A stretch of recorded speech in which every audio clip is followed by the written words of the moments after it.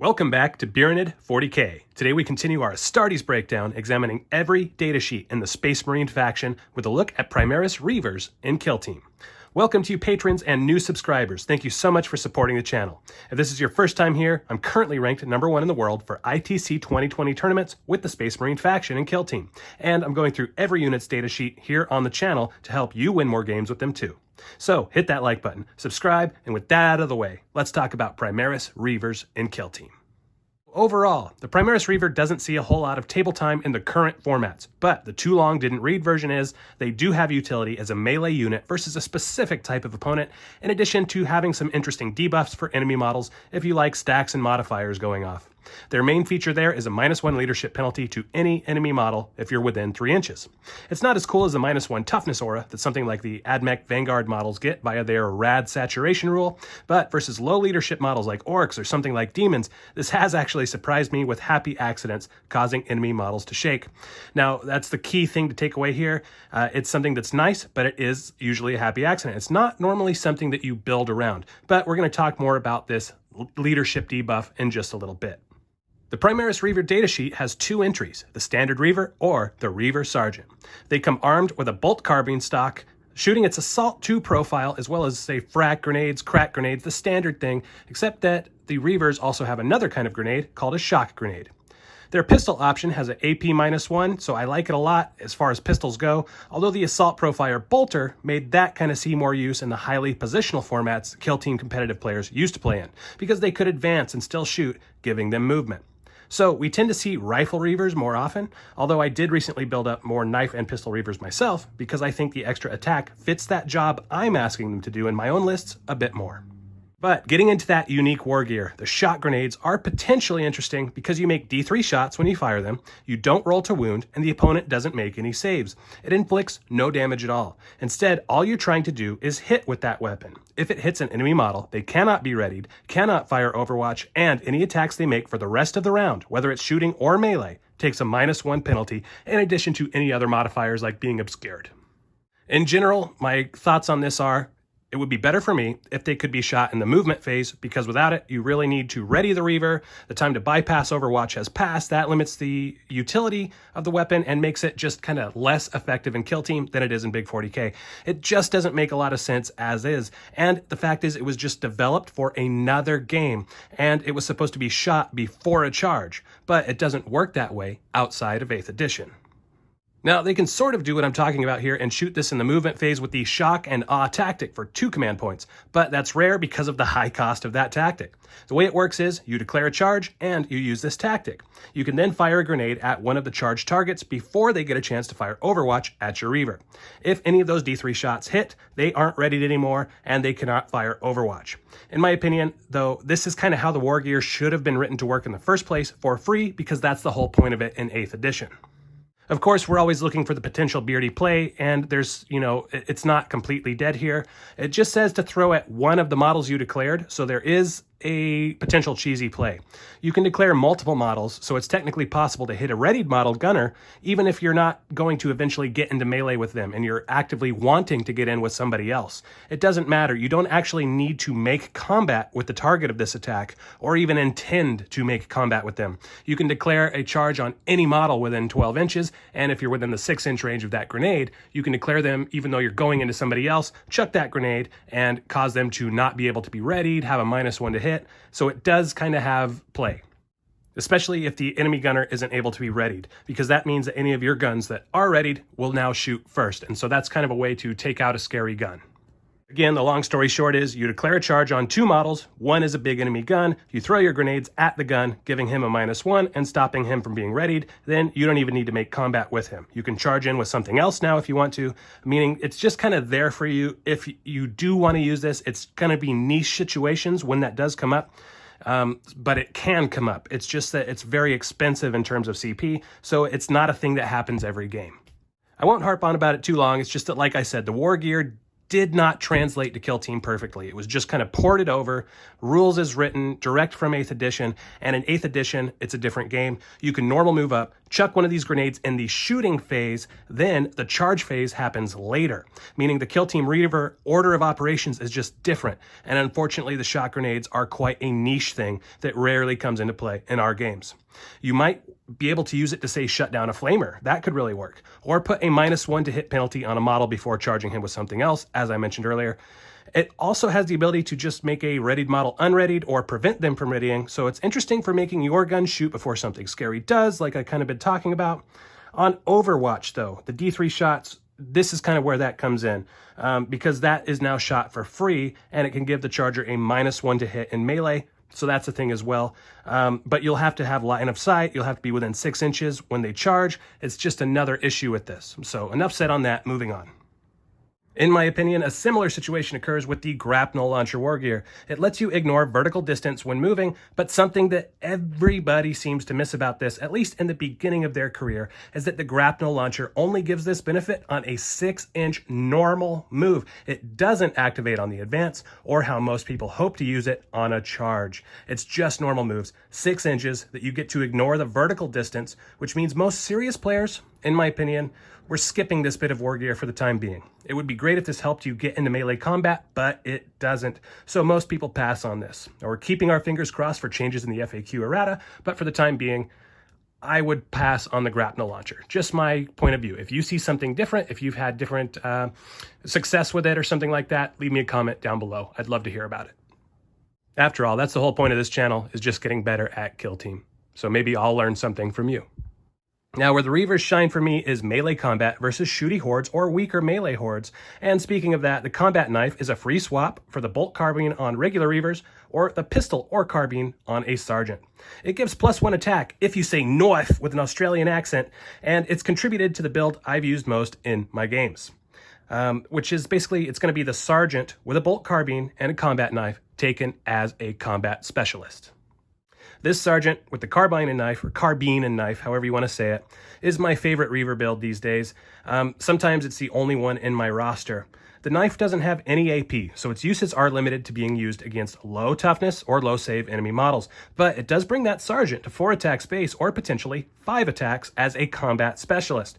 You can give another +1 attack with the Angels of Death tactic for 1 CP for a total of 6 attacks on a combat spec sergeant if you really just want to spam it through, or something I like, you can fight a second time, doubling to 10 attacks in 1 round of combat for 2 CP with the Honor the Chapter tactic. Now, this can shred through things like orcs, and having 2 wounds means he can survive something like a Cybolt if he's facing pink horror spam. Now, we need to talk a little bit about Honor the Chapter just a bit more. Now, because what happens is if he was charged this round, that means he isn't limited to targeting 1 or 2 models that he made it to within 1 inch of. So when that happens, if they charge you, he can be surprisingly brutal versus things like Eldar, for example. Because they charge in, and if he survives their attacks, he can pile in with an additional model that was nearby. He just has to come in within 1 inch, and now they're tagged, and if he didn't charge, if he got charged, he can fight them. So he gets charged, survives, piles in, swings with all of his attacks, and if he makes the kills, he consolidates another 3 inches into another model or another group of models and does it again for the 2 CP, piling in again another 3 inches to grab even more models, attack them, then making a consolidation move, hoping to grab even more. If the opponent has little blobs of cheap and weak models around, and they make the mistake of charging this guy, he can become a sort of avalanche of snowballing attacks that just keeps moving through the enemy gun line.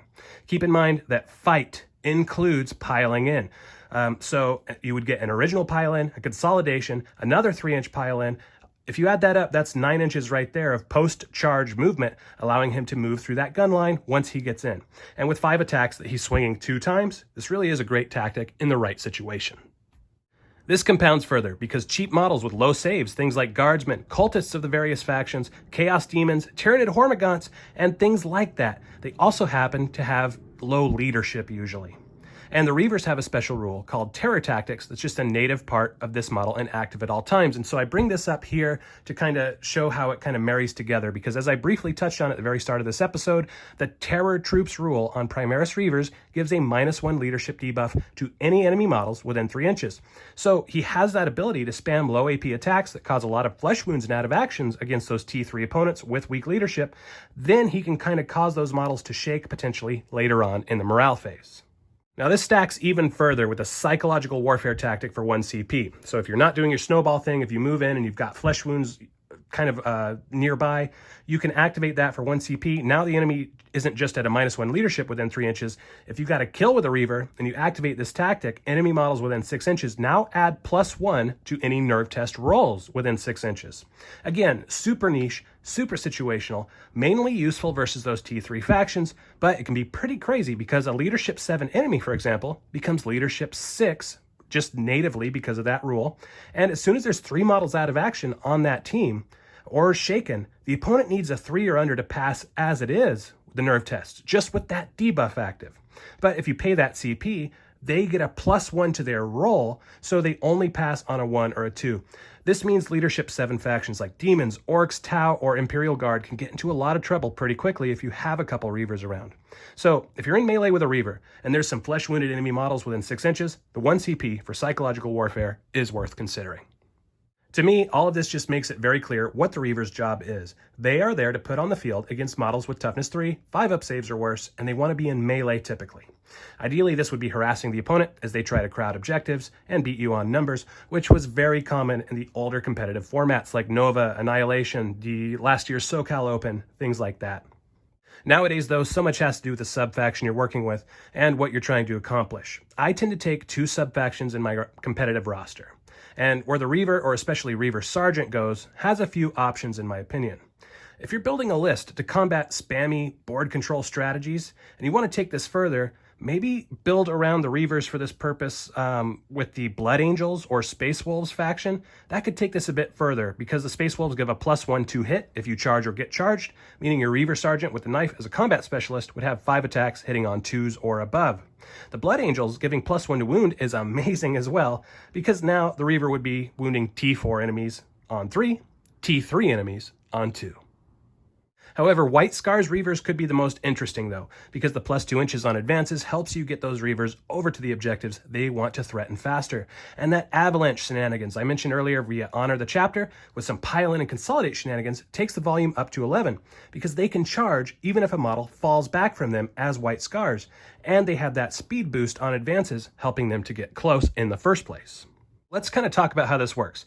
If they charge you, like we talked about earlier, when you get charged, you can fight anybody. If you charge, you can only fight models that you charged or that charged you. So it's better to hope that they charge you. You know, that's when all of this starts to kind of proc and go off. So they charge you. If your model survives, he piles in 3 inches, hoping to come within 1 inch and tag a second model in combat potentially. If he makes those kills, he consolidates 3 inches into a new model. Now he uses Honor the Chapter to fight a second time. Again, potentially piling in another 3 inches to tag yet another model by coming within 1 inch, and consolidating to potentially tag another model after that. Anything with flesh wounds, they're going to be taking a nerve test at a -1 penalty to their leadership. LD7 is now LD6, LD6 base is now LD5, and the next turn, if you got in with any guns and they try to fall back, you can just charge in again because you're White Scars. If they fell back, they cannot shoot their Overwatch. So if you're wanting to charge something else but worried about a scary gun, you can then maybe toss one of those shot grenades we talked about with the tactic so they can't shoot Overwatch. So these guys, they're potentially just so sticky when things go your way, especially if the enemy has made a mistake with positioning and if they made the mistake by charging your Reaver. If Reivers are against the right type of enemy faction, these guys can really capitalize on that. It's the thing about it is just if they are charging you, they better kill you because it starts to open up a lot of what these guys can do. So let's recap. As I've said multiple times, this unit mostly likes being melee bullies against weaker units, preferably as the opponent tries to camp objectives. The CP tactics are potentially interesting, but they come at a high cost. So you don't want to kind of build around that as much as spot opportunities and use them in game. And my favorite REIVER build is that REIVER Sergeant with the carbine and the Australian bush knife, taking him as a combat specialist. Now, I wish shot grenades worked a bit differently, but until they're FAQ'd, they're just a direct port from 40k rules-wise, and the difference in phases, because the games are different, makes the grenades severely nerfed. You have to pay 2 CP in Kill Team to do what the war gear was designed to do for free. This doesn't mean you ignore it, you just rarely get to use it. And the Grapnel Launchers are similar, since they only work on normal moves, not advances and not charges. That's one of the things I would say to take away from this video. It just kind of means that that's something to pass on a lot of times in competitive lists. Remember also, these guys have a cool deep strike tactic. We didn't talk about it much, but it's something that's available to you. These guys have that deep strike tactic. It mentions Grav Chutes, but Grav Chutes are not necessary for that to work. So you can pass on those as well. You're basically going to be taking naked Reivers. Usually it's going to be, if you can, the REIVER Sergeant. He's going to be the best. It's only 17 points, and you get a great guy. I mean, 5 attacks if you make him a combat spec, put that knife on him. You give him the carbine, and he can run and shoot. You know, it's a good little build. 2 wounds, not bad. And that's about it. You're all set to go kill some Imperial Guardsmen, some baby bugs, or whatever flavor of cultists got put down across from you that day. And that takes us to the end of today's video. I hope you found this breakdown helpful. Be sure to stick around for more Astartes Kill Team Tactica by subscribing, hitting that bell icon so you get notified when the next video is released. Let me know if you found this helpful or if you see something I missed, and that's it. This is Beeranid 40k, signing off. Until next time.